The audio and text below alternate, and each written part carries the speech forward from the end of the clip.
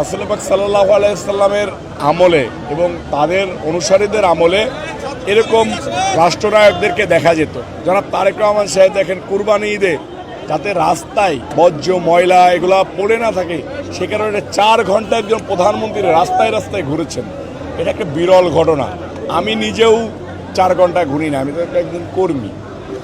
আমার মনে হয় না যে কোনো সরকারের সময় কোনো মন্ত্রী কোনো এমপি রাস্তায় রাস্তায় 4 ঘন্টা ঘুরছে তার নিজ এলাকায়, আমার মনে হয় না। জনাব তারেক রহমান সাহেব ঢাকা শহর ধরে সিটি কর্পোরেশনের প্রশাসকদেরকে নিয়ে 4 ঘন্টা রাস্তায় ঘুরেছে। এটা বাংলাদেশের ইতিহাসে নজির এবং বিরল। দেখেন বর্তমান সরকারের মেয়াদ তো অল্প দিন, 3.5 বা 4 মাস চলতেছে। ইনশাল্লাহ বিএনপি যে কয়বার ক্ষমতায় থেকেছে জনগণের প্রত্যাশা অনুসারেই কাজ করেছেন।